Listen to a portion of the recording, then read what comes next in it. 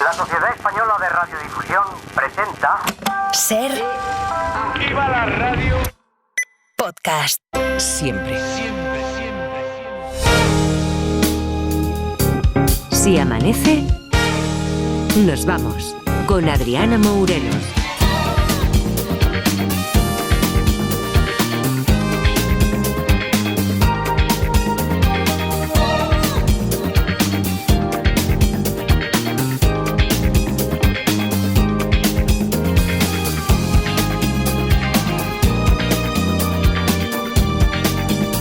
Las 4:04, las 3:04 en Canarias. ¿Qué tal? Muy buenas noches, bienvenidos, bienvenidas y felices madrugadas de radio. Edgarita, ¿qué tal? Muy buenos días. Hola, muy buenos días, Adriana. ¿Qué tal? ¿Hoy está clarita o no? Hoy no se escucha nada. He bajado por las escaleras, digo, escucha un ruido, pero no, era el de seguridad viendo una peli.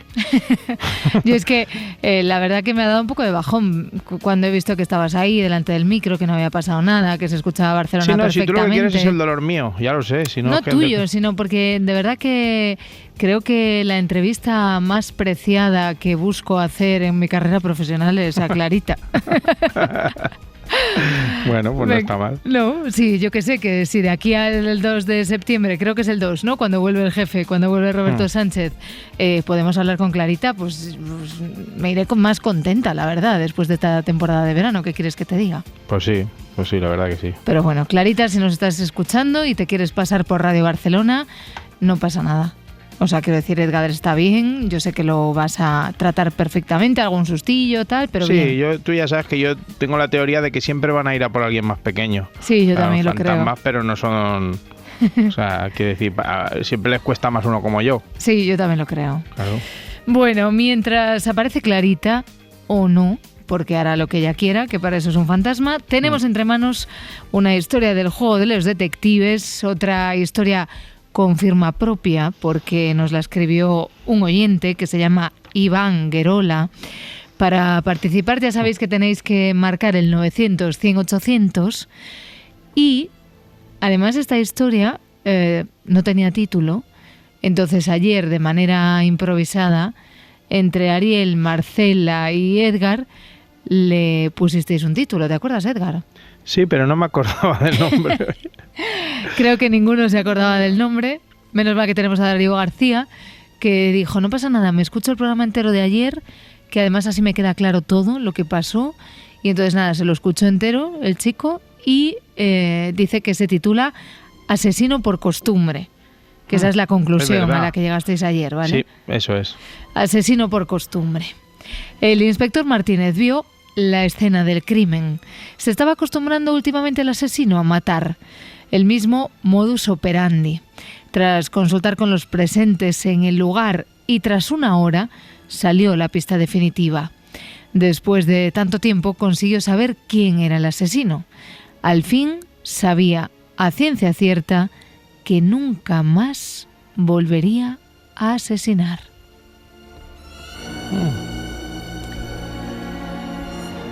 Insistimos en el 900-100-800, el teléfono que ya están atendiendo en directo pues Marta Centella, Darío García, también Sara Pedroso. Y ayer ese teléfono lo marcaron varios oyentes. Los que inauguraron esta historia con nosotros fueron, creo que solamente Ariel y Marcela. Pero bueno, algo resolvieron ya ayer. En el capítulo anterior... La primera pregunta, ¿el asesino está muerto? Muy buena esta. Sí. No está muerto. Vale. No sé cómo sabe que no va a volver a... Ahí está preguntando Marcela. Claro. La certeza entonces de que no vuelva a asesinar es porque está detenido. Porque para estar tan convencido de que no, tiene que estar detenido o muerto. Digo yo como dos grandes razones. Por decirlo. Es verdad, yo diría que detenido no está y que muerto tampoco. La tercera, ya está identificado. Identificado sí. Correcto, porque lo reconoce cuando ve la escena del crimen. Una hora después hay un lapso de tiempo ahí que es el que hace saltar esa pista definitiva. Sí, el que hace saltar, sí. Claro. Sí. Es un lapso de tiempo en el cual algo pasa en ese tiempo. efectivamente, en esa hora algo sucede para que el inspector Martínez se dé cuenta de esa pista definitiva y consiga saber ahí quién es el asesino. Si queda impedido, pregunta Marcela, por algún accidente o alguna... Ya, yo diría que no. No es por una causa así de impedimento físico. No lo es, Ariel. No lo es.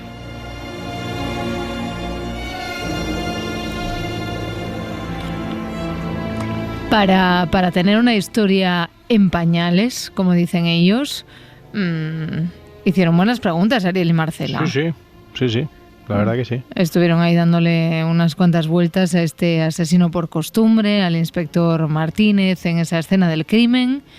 Si tú que estás escuchando la radio en este momento de la madrugada quieres jugar con nosotros a los detectives, 900-100-800, mientras piensas una pregunta que nosotros podamos responder con un sí, un no o un carece de importancia, te vamos a poner una canción.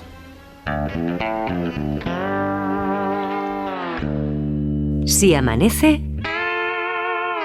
nos vamos.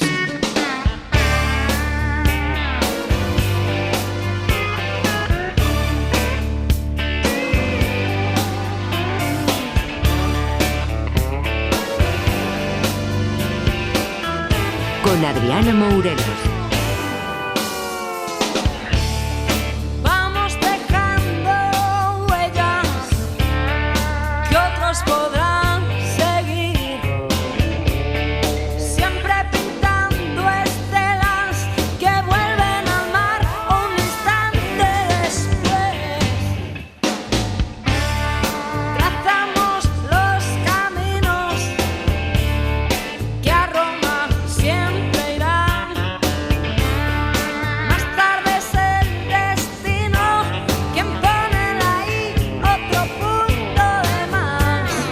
Grita si estás vencido, salta si crece el miedo, canta si hay un amigo que pueda ofrecer un pedazo de cielo.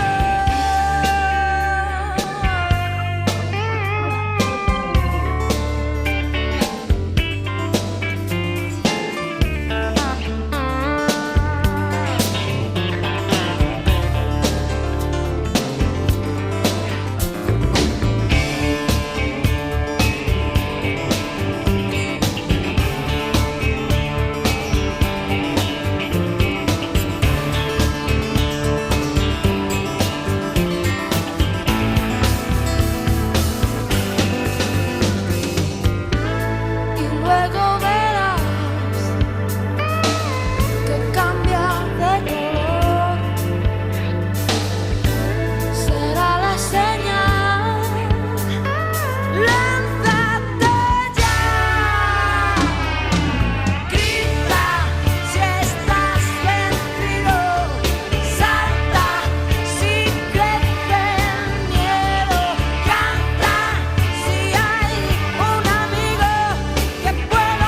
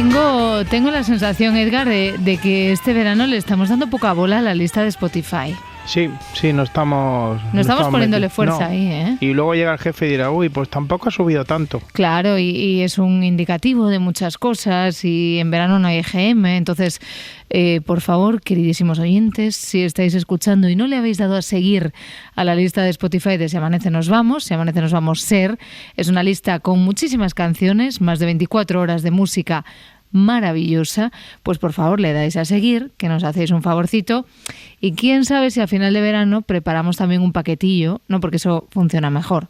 Quiero decir, si solo digo que le den a seguir sin recompensa, Claro. no va a ser tan fácil, ¿no? Claro, algo regalamos siempre. Claro, O sea que- algo prepararemos para que podáis pues disfrutar de haberle dado ese botoncito de seguir, que es tan sencillo. Toda la música de Si Amanece Nos Vamos está ahí, en Spotify.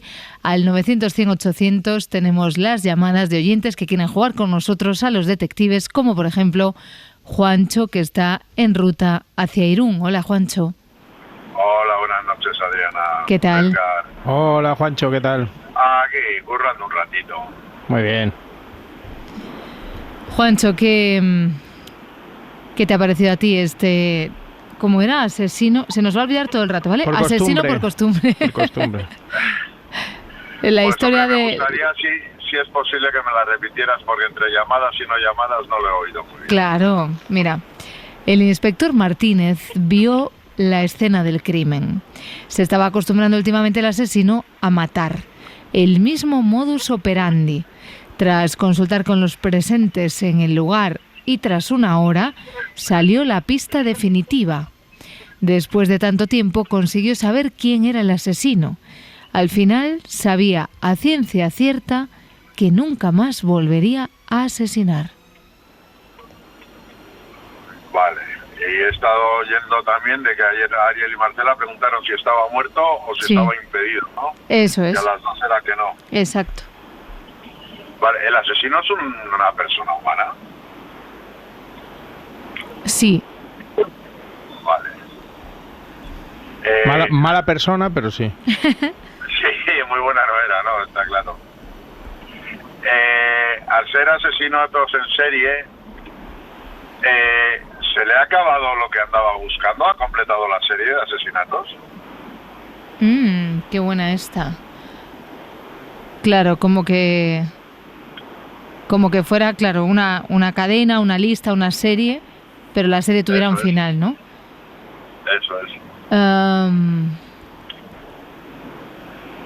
Sí, Vale, ahora hay que descubrir la serie en sí. ahora hay que descubrir cómo el inspector Martínez se da cuenta de la pista definitiva y se Vale. da cuenta de que no va a volver a asesinar. ¿Los asesinados tenían el mismo oficio?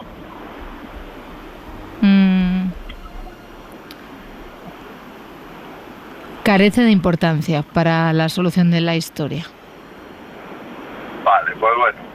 Carece de Algo ya tanta hemos importancia, Juancho, que el autor de la historia no lo ha puesto en la solución. Vale. Pues nada, ya hemos descubierto por qué ha dejado de asesinar, ahora hay que descubrir por qué descubren que ha dejado de asesinar. Exacto. Ay, Juancho. Bueno, pues nada, venga, pues que paséis buena noche y nada, ya iremos oyendo a ver quién lo descubre. Muchísimas gracias por haber llamado, Juancho. De nada, a vosotros por estar ahí todos los días. Adiós, Juancho. Un abrazo. Venga, un abrazo, hasta Adiós. luego. Agur, Edgar, agur, agur. Agur. Agur.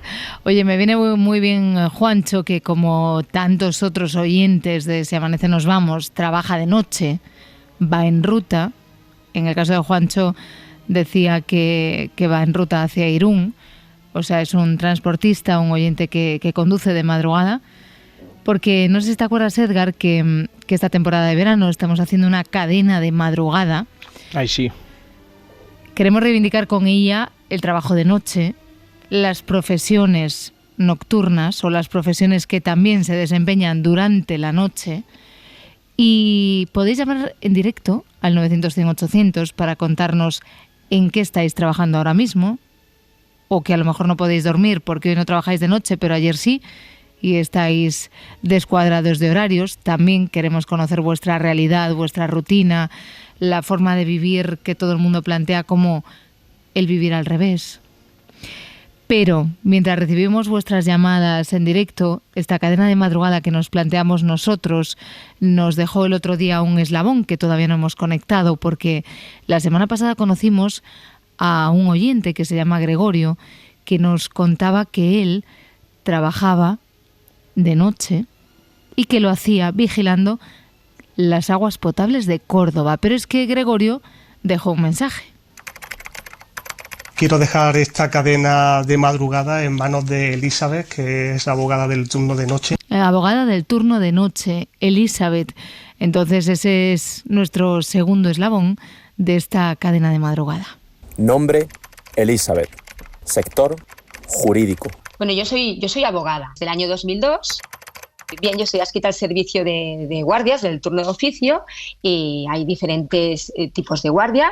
Hay las de juzgados, que estas no son por la noche, pero luego hay otras guardias que son de asistencia al detenido, detenido de delitos comunes, detenidos e imputados de violencia de género, que en Granollers concretamente, una población cercana a Barcelona, debido al número de investigados o de detenidos que hay por este tipo de delitos, pues hay una guardia que concretamente solamente es para detenidos por estar investigados o por estar en ese momento detenidos por un delito de violencia de género.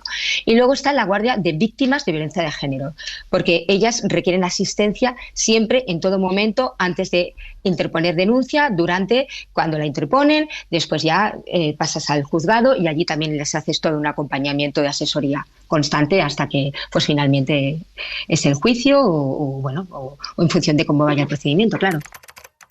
Es decir, son 24 horas que estás completamente pendiente de que si te llaman de alguna comisaría.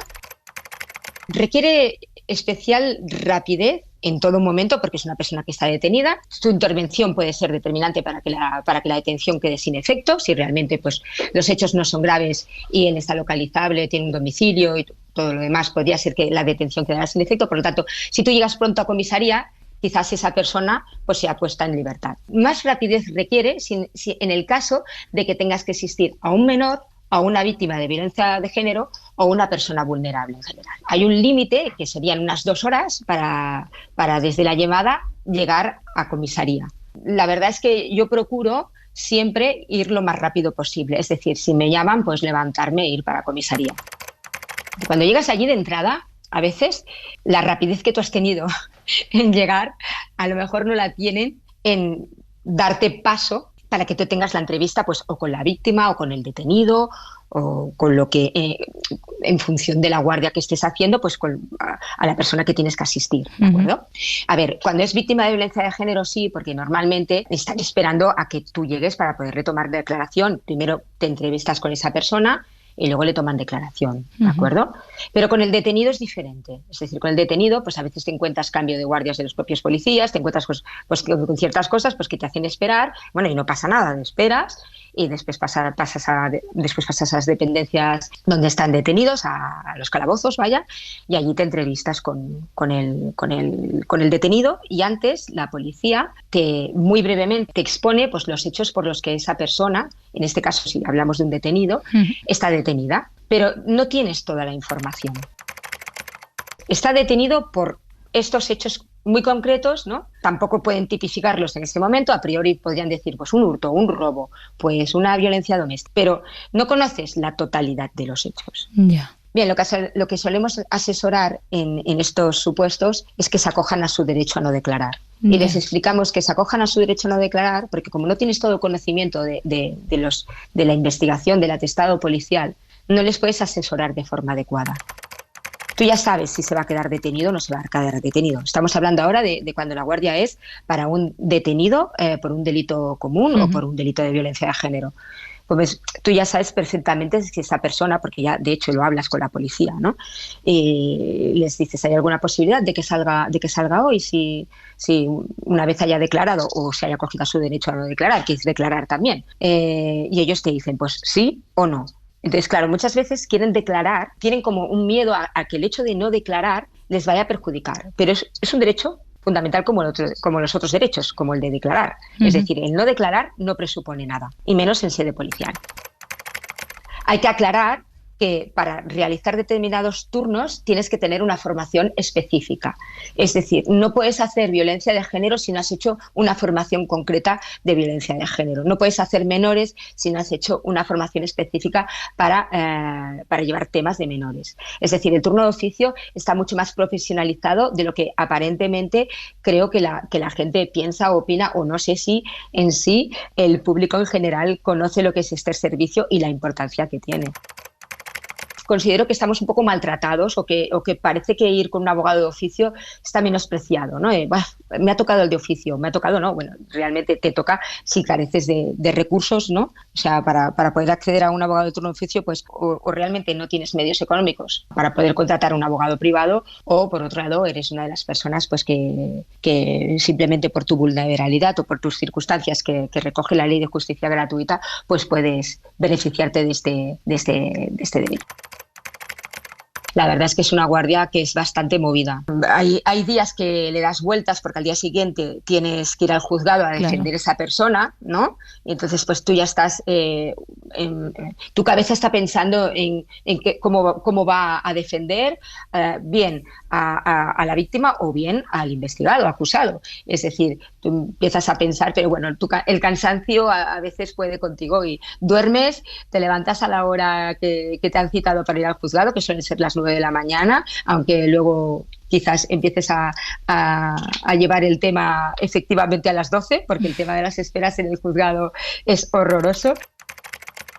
Yo diría que hace casi 20 años que hago guardias, más o menos tengo bastante por la mano. O sea, sé bastante cómo funciona, pero yo recuerdo cuando empecé, para mí era muy emocionante. Y aparte coincidió prácticamente con la implementación de los Mossos d'Esquadra en Cataluña. Es decir, yo empecé con Policía Nacional, haciendo guardias con Policía Nacional, pero al cabo de muy poco tiempo empezaron a implementarse los Mossos d'Esquadra. Y claro, era una policía muy diferente. Eran muy exigentes, querían hacerlo muy bien y teníamos como un poco de rifirrafes cuando hacíamos las declaraciones. El detenido no podía hablar contigo antes de que se le tomara declaración. Entonces, claro, tú intentabas por todos los medios hacerle llegar que se acogiera a su derecho a no declarar, que no declarara. Ya. Porque él ya venía, pues había tenido conversaciones con la policía, con todo, y él ya iba a declarar. Tú tenías miedo de que él dijera algo que no le beneficiara, intentabas como hacer gestos, ¿no? Y claro, la policía te llamaba la atención. Era así, sí. Pero bueno, ahora ya no. Ahora ya tienen derecho a una entrevista antes de que les tomen declaración y ya no pasa estas cosas. Le doy paso a Edu, técnico de emergencias sanitarias. Buenas noches.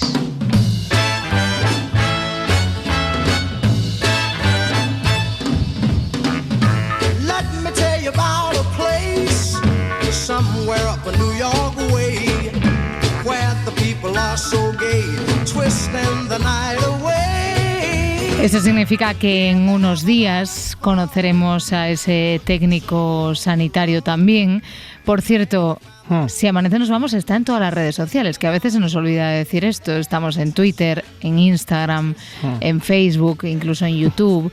Lo digo, Edgar, porque si hay algún oyente o alguna persona que conozca a otra persona que trabaja de madrugada, que también nos lo quiere contar, claro, a través de las redes, que también se puede. Me ha recordado a Pombo cuando entró en UPyD y decía: estamos en la internet, estamos en la Wikileaks. No sé si te acuerdas de aquello. Estamos, pues eso, que estamos en todo. Estamos en la internet, la Wikileaks, en todo.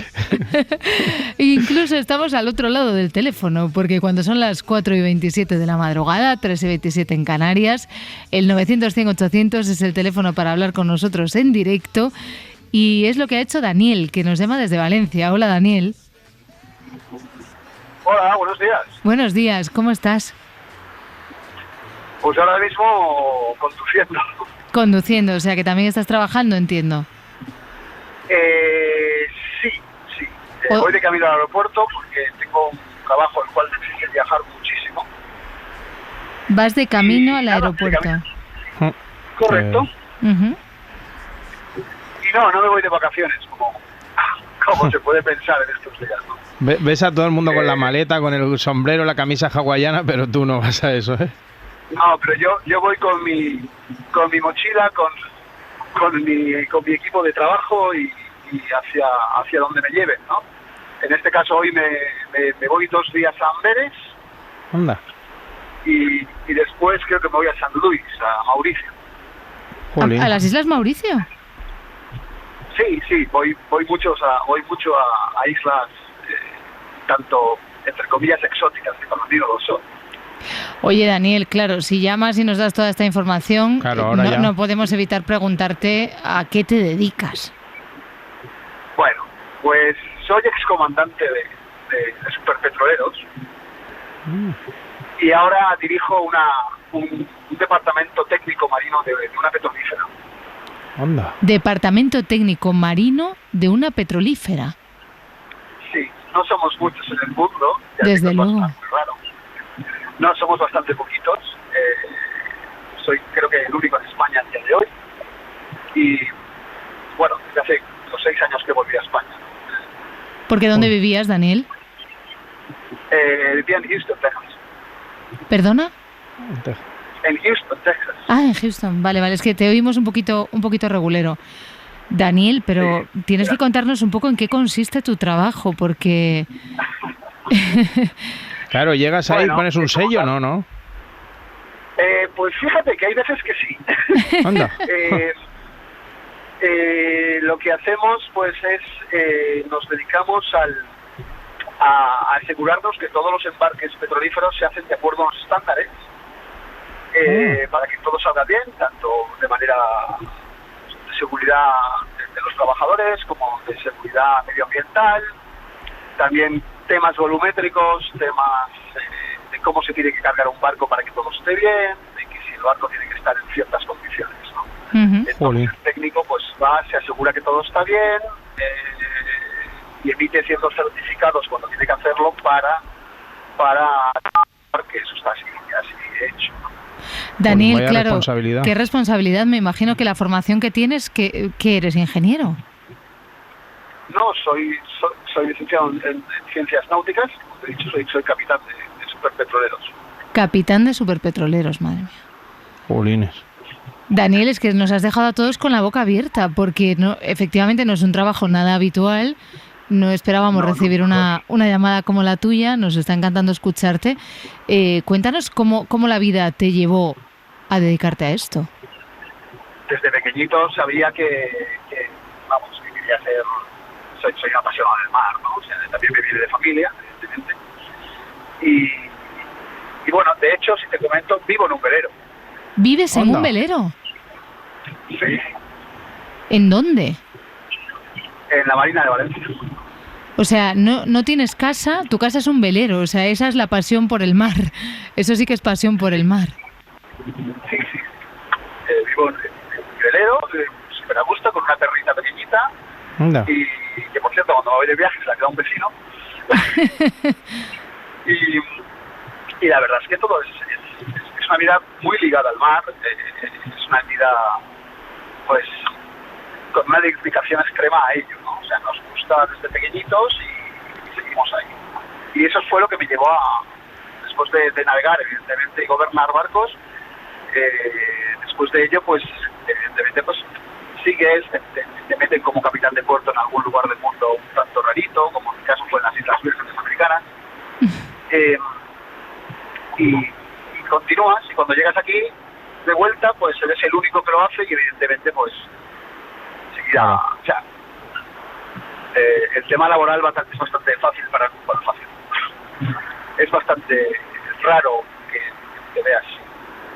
Claro, no hay muchas personas que tengan tu oficio y tu profesión, por tanto hay trabajo, pero también es verdad que es un trabajo muy especial, ¿no, Daniel? Lo que dices, viajas continuamente, vives completamente vinculado al mar, quiero decir, tu trabajo claro, es una vida también personal.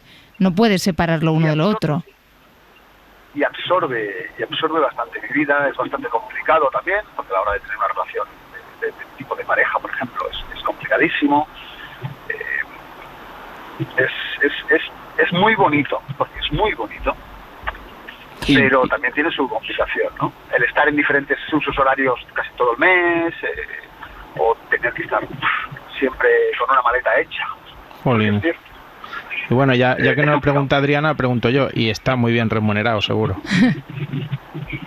Bueno, no me puedo quejar, la verdad. Vale. Me vale.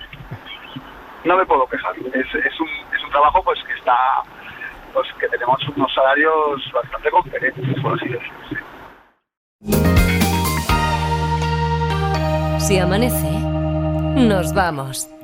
Si amanece nos vamos, que estábamos charlando con Daniel, que va al aeropuerto de Valencia porque se va a Amberes, porque se va a las Islas Mauricio, porque se dedica al... ¿Cómo era esto, director? Se me ha olvidado tu cargo exacto, pero vamos que... Soy un técnico marino. Técnico marino. Claro, Daniel, cuando ves todos los libros que se dedican al mar, las películas míticas, el barco de Playmobil, o sea, lo de los 7 mares, ¿a ti esto? ¿Habrá recorrido todos los mares? Sí. Sin duda. Claro, han sido bastantes años navegando. ¿El qué, Daniel? Para llegar a donde he llegado. Han sido muchos años navegando para llegar a donde he llegado, sí. Claro. Y ahora, cuando llegues a Amberes, ¿qué es lo primero que tienes que hacer? Lo primero que tengo que hacer es coger el coche, ir a la oficina de la empresa para la que trabajo, porque tenemos una delegación. Bueno, tenemos delegación en todo el mundo, evidentemente. Sí. Tengo que ir y decirles... lo primero es preguntarles qué 2 barcos tengo que atender aquí para mirar unas entregas de fuel, porque abastecemos también a barcos, y hacer un game plan, que se llama, ¿no? Un plan de juego. Plan de juego. Un plan para ver qué es lo que... ¿Perdón? Un plan para ver qué es lo que tenéis que hacer. Exacto. Voy a darles el plan enseguida y lo más seguro que después iré al hotel, descansaré un poquito y de madrugada, pues casi seguro que será de madrugada, iré al puerto con otro técnico y haremos las inspecciones que tengamos que hacer. Daniel, decías que crees que eres el único en España. Claro, esos otros 249 que hay alrededor del mundo, tenéis... ¿Cómo? Perdón. ¿Tenéis mucho contacto entre vosotros? ¿Estáis porque sois de diferentes empresas? ¿Un grupo de WhatsApp cabe en 200 y pico? Sí. Todos estamos en contacto, casi todos nos conocemos. Desgraciadamente nos estamos haciendo ya mayores porque no hay relevo generacional. Nadie quiere trabajar pues a horas intempestivas, volando y terminar de volar a lo mejor 12 horas de vuelo y meterte enseguida en un barco. Es un poco tedioso, ¿no? Pero a la vez es tan aventurero que parece sorprendente que no haya jóvenes que se sientan atraídos por una profesión así. No, desgraciadamente no los hay. Joder. Hay muy poquitos. Bueno, a lo mejor si alguien está escuchando, ahora dice, pues a mí me gustaría eso. Y si le gustaría a algún joven que nos esté escuchando, Daniel, ¿qué es lo primero que tiene que hacer? Evidentemente estudiar náutica, hacer sus horas de navegación. Sí. Hablar idiomas, muy importante. Hablar varios idiomas. Y bueno, pues tener mucha experiencia en esto, ¿no? Es mucho, con perdón de la palabra, hay que sentarse muchas horas en aviones. No es fácil, es que no es fácil. Yo tengo una pregunta desde la ignorancia total. Venga, Edgar, dale. En un caso, pongamos un ejemplo, como lo que sucedió aquello del Prestige, ¿tiene algo que ver tu profesión? Correcto, sí señor. De hecho, yo no vivía en España entonces, vivía en una islita del Caribe que se llama St. Croix, en Estados Unidos, al lado de Puerto Rico. Y nos llamaron para asesoramiento. Que después siguieran o no nuestra opinión es otra cosa diferente. Pero os la pidieron, ¿no? Por lo menos, Daniel. Bueno, sí, no directamente nadie, pero sí, nos preguntaron qué haríamos nosotros. Evidentemente dimos nuestra opinión, ya está. Como también como tema de consultoría, ¿no? Porque también la hacemos, pero es una cosa más. Sí, pero ya no, eso ya no, ya casi que no existe. Daniel, pues te vamos a dar las gracias por haber llamado. Te vamos a citar para otro día porque queremos charlar contigo todavía más de tu profesión, que nos ha traído mucho, y que tengas buen viaje. Muchísimas gracias. Pues muchas gracias. Mira, justamente ya estoy llegando ahora mismo al aeropuerto. O sea, perfecto. Pues buen vuelo. Pues que tengáis muy buena guardia, como diríamos nosotros. Gracias. Un abrazo, Daniel. Gracias. Adiós. Vaya, Edgar, con los trabajos nocturnos era lo último que podíamos esperar. Pero es que hoy te voy a dar alegría tras alegría, porque ya verás qué canción te voy a poner ahora. Cerebro pegajoso, cerebro pegajoso, cerebro pegajoso. Estoy ocupado. Estoy en tu cráneo. Vamos a estar ocupados nosotros en los siguientes minutos, pero muy bien ocupados, escuchando a la autora de Alimenta el sueño para un cerebro sano, entre otros libros, la neurocientífica Raquel Marín. Hola Raquel, buenos días. Buenos días, Adriana. Qué contentos estamos de que estés aquí con nosotros todas estas semanas de verano. En Se Amanece Nos Vamos. Raquel, además hoy nos propones un tema divertido relacionado con el insomnio en las culturas, porque es verdad que tenemos tendencia a pensar que ahora dormimos peor que nunca. Quizás, un poco de verdad tiene, ¿no? Con el estilo de vida tan estresante, los horarios por turnos, esa contaminación acústica que nos fríe muchas veces, la lumínica también. Pero nos olvidamos, porque es que siempre vamos un poquito de protagonistas, que a lo largo de la historia y en muchas culturas ha habido personas con problemas para dormir y remedios también variopintos para conciliar el sueño. A ver, ¿qué nos cuentas hoy al respecto, Raquel? Pues mira, no cabe duda que los remedios ancestrales a la hora de dormir pues existen de manera ancestral, con lo cual si había un mercado es que había una demanda, ¿no? No cabe duda, ¿no? Vamos a empezar pensando en cuando dormíamos en la intemperie. Claro. Es decir, antes de tener, por decirlo así, nuestras primeras civilizaciones ya más desarrolladas. Tú fíjate, dormir en la intemperie, la vulnerabilidad que genera por la noche cuando tu cerebro desconecta, ¿no? Y entonces nosotros tenemos, y tenemos todavía esa capacidad de dormir, digamos, con medio hemisferio, ¿no? Uh-huh. Sabes que el cerebro tiene dos hemisferios, uno izquierdo y otro derecho, que es dormir con medio hemisferio es algo que hacen los delfines, por ejemplo, de manera natural, porque cuando duermen, pues evidentemente están debajo del agua para salir de nuevo a respirar, etcétera, pues duermen solamente con medio hemisferio. Pues se sabe que el ser humano también puede, en determinadas circunstancias, tener, digamos, un ojo abierto, como los perrillos, ¿no? Vaya. Con la oreja levantada. Pero ¿y esto se puede hacer de manera consciente? Bueno, mira, cuando te cambias de habitación o de vivienda, o cuando estás en un hotel, la primera noche de hotel, llegas a hora de vacaciones, el hotel idílico, ¡guau, qué maravilla, qué silencio, qué tal! O el sonido del mar, qué estupendo, y la primera noche no pegas ojo. ¿Por qué?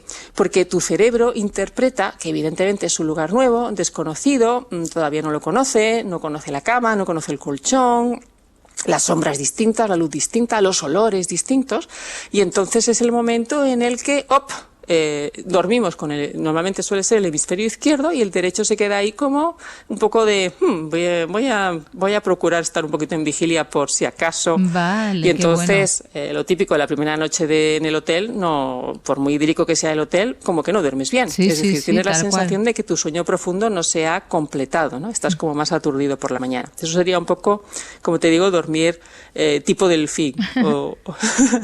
Bien, pero bueno, volviendo a lo que comentábamos, ¿no?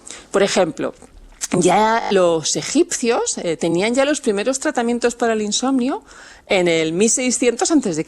Vaya, ¿qué me dices? Bueno, ya teníamos el vinito. Bueno, claro. No, creo que lo último que me esperaba es que dijeras esto, vale. O sea, claro, tenían el vino, efectivamente, Raquel. Claro. Sí, ya conocían la fermentación alcohólica, ¿no? Entonces ya con el vinito, hombre, hay muchas personas que dicen, a mí en particular el vinito tinto, me tomo una copita o dos de vinito tinto y oye, alcanzo el sueño enseguida. Claro, el problema del vino tinto es que te pone a dormir pero te despierta a las poquitas horas, ¿eh? No tiene el efecto prolongado en el sueño. Normalmente a las 4 horas estás otra vez como los búhos, si no has conseguido dormir adecuadamente. Pero bueno, tenían el vinito. Pero también conocían muchas plantas medicinales con estas propiedades para dormir. dormir, ¿eh?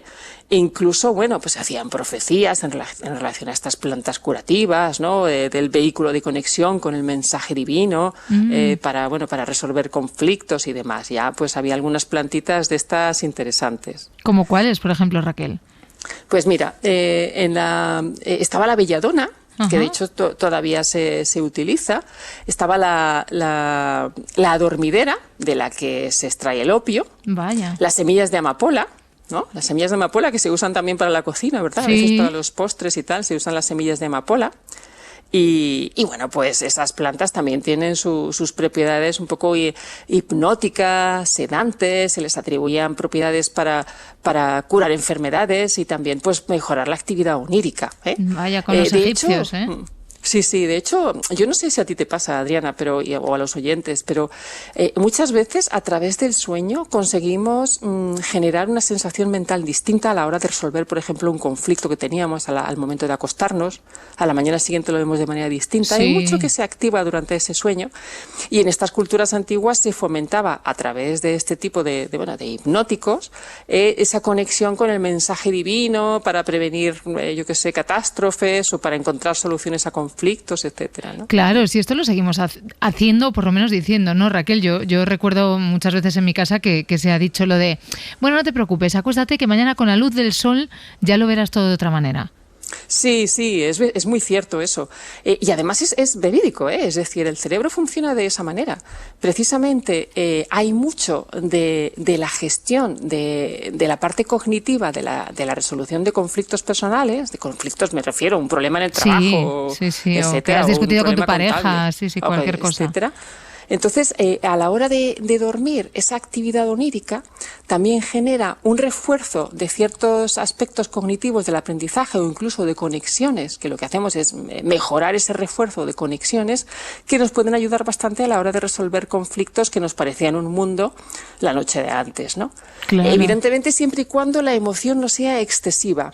Porque un exceso, o sea, un problema emocional muy fuerte, es decir, si has discutido con tu pareja y la cosa ha ido a mayores y os habéis tirado los platos a la cabeza, pues ya igual ese conflicto durante la noche te hace despertarte, ¿no? Porque hay un momento en el que el cerebro, cuando está gestionando esas conexiones cerebrales para reforzar con las que se va a consolidar su aprendizaje, también si recibe una emoción muy fuerte, lo que hace es despertarte. Con lo cual, bueno, pues no completas el ciclo.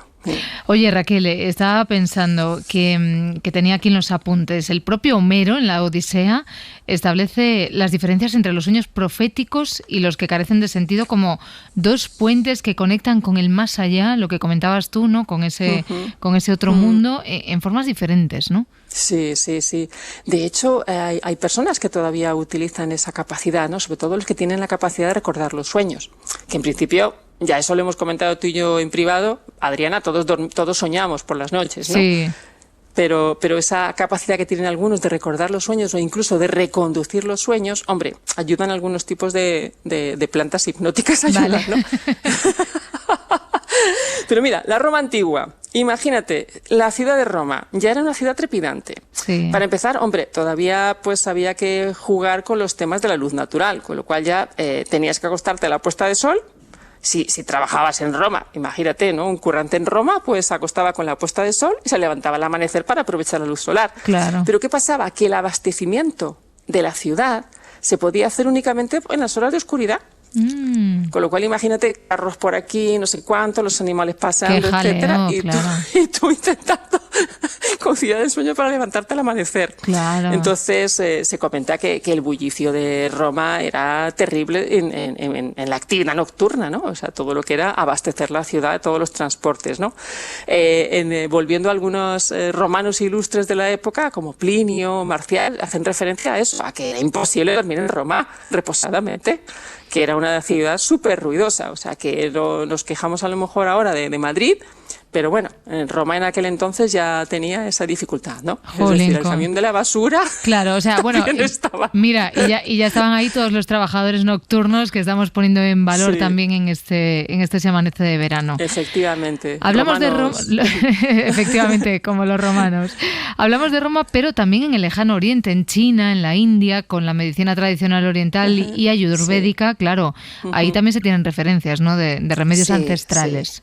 Muchísimos. Bueno, en la medicina ayurvédica a mí es algo que me encanta, ¿no? Hay un proverbio, bueno, venga, lo voy a decir ahora, que me encanta, que dice, cuando la alimentación es buena, la medicina no es necesaria.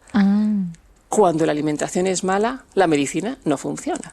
Es un proverbio ayurvédico. Claro, sí. claro. Pero bueno, en la cultura china, bueno, sabemos que está el yin y el yang, ¿verdad? El yin es el que está unido a la oscuridad, ¿no? En esa doble figura que tenemos de la parte oscura y la parte blanca.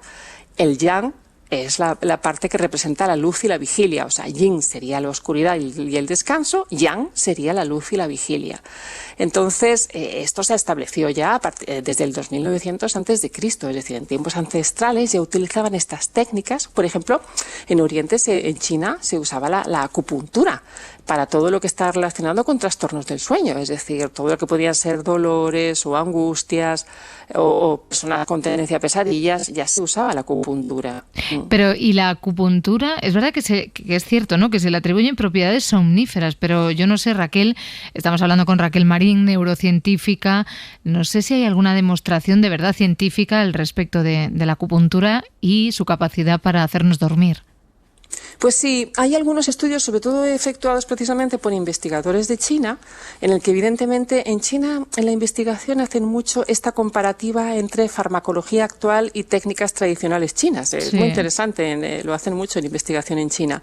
Entonces, por ejemplo, cuando comparan sesiones de acupuntura clásicas, en un caso concreto de un estudio, lo que hacían eran durante 21 semanas, bueno, entre un mes y 21 semanas, o sea, estamos hablando de algunos un tiempito larguito, tenían sesiones de acupuntura para tratamientos de insomnes, pero insomnes ya con insomnio crónico, que sabemos que ya es muy difícil, ¿no? Tratarlo con farmacología. Claro. Y entonces observaban que después de estas sesiones de acupuntura, cuando comparaban con la farmacología tradicional, ¿no?, todo lo que está relacionado con somníferos, la acupuntura tenía un efecto terapéutico muy beneficioso, ya no solamente para el insomnio crónico, sino también para todo lo que es la ansiedad y angustia, que acompaña evidentemente los trastornos del sueño. Claro. Porque al momento de irte a acostar estás ya con una angustia y una ansiedad que te impide dormir, ¿vale? Claro, y más en estos casos de insomnio crónico, que ya sabes la que te espera, ¿no? Claro. Sí. Y también se hace la auriculoterapia, que es una técnica dentro de la medicina tradicional china muy eficaz, porque son los puntos en la oreja, ¿vale? No te van pinchando por el cuerpo, sino en la oreja. Entonces, se sabe que en el pabellón auditivo, ¿no?, hay puntos específicos que reproducen esa sensación en el órgano concreto del organismo, ¿no? Sería como un mapita en miniatura de tu hígado, de tu intestino, de tu mente, etcétera. Mira, un poco como lo que sabemos porque se ha extendido mucho de los pies, ¿no?, de la reflexología, pero llevado a la oreja. Entonces, bueno, se sabe, por ejemplo, en un estudio que se publicó en la revista The Lancet, que es una revista muy prestigiosa, que con 7 puntos en la oreja 3 veces por semana, de manera alternativa, primero una oreja, luego otra, se reducían muchísimo los problemas de sueño y trastornos depresivos, sobre todo en mayores de 65 años. Y el tratamiento se prolongó 6 semanas, es decir, que a razón de auriculoterapia 3 veces a la semana durante 6 semanas, mejoraban ostensiblemente los trastornos del sueño. Pues fíjate, es curioso y está bien que lo pongamos sobre la mesa. Dentro de algunas técnicas que hay en la actualidad, es verdad que hay ciertas controversias sobre si funcionan o no funcionan. Por ejemplo, una cosa que leemos desde hace un tiempo, esto de las mantas con peso que aseguran un sueño reparador. ¿Qué hay de verdad en esto? Pues verás, los estudios ahí son bastante someros, en el sentido de que no hay una cohorte estadística importante, ¿no? Pero bueno, para los oyentes, ¿en qué se basan? Se basan en mantas que tienen entre 6 y 9 kilos de peso. Sí que pesan, ¿eh?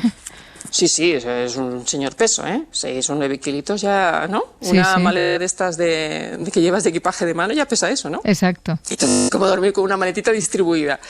Son unas mantas que tienen como algodón, pero también tienen vidrio para que pesen más.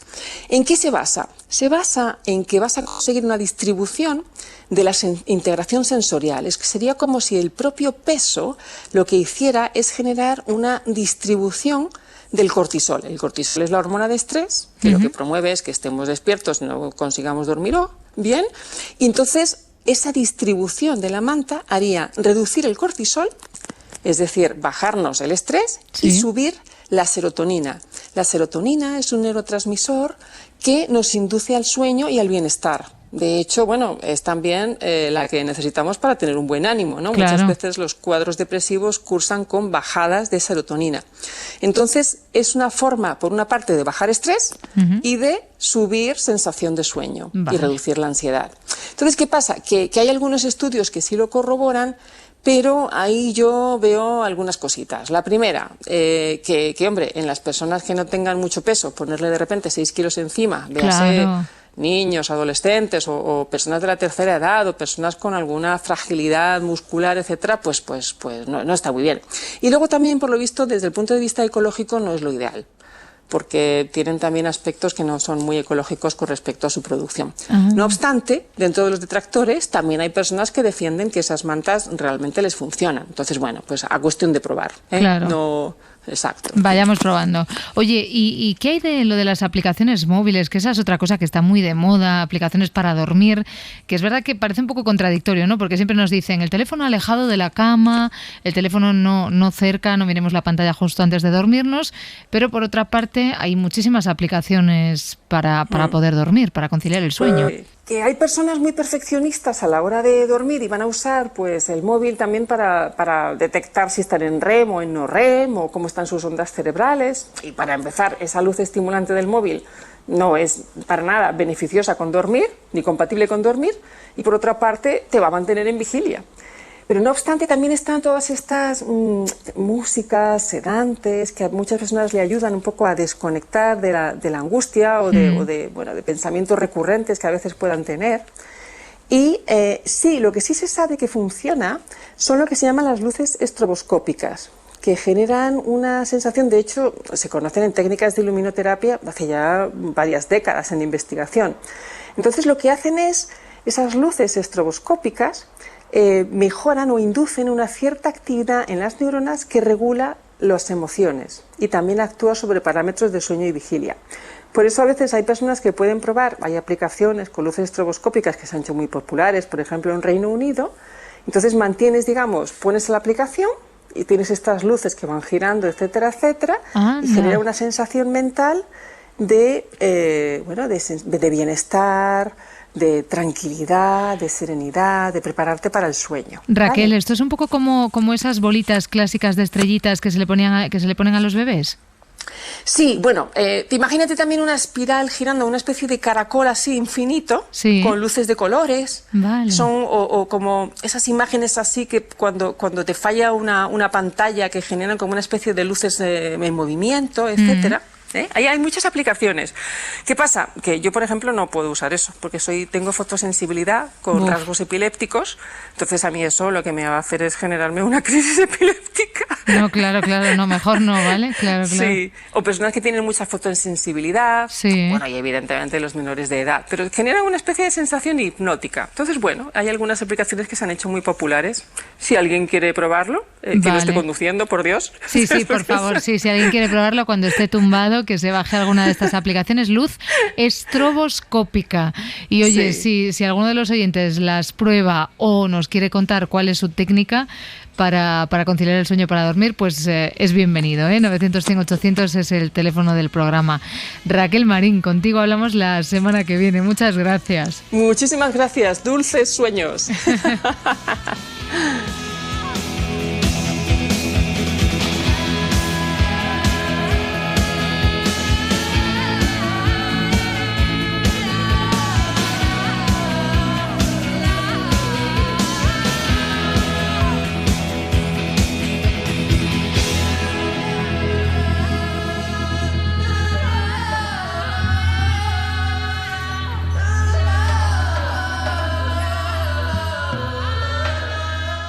Para no perderte ningún episodio, síguenos en la aplicación o la web de la SER, Podium Podcast o tu plataforma de audio favorita.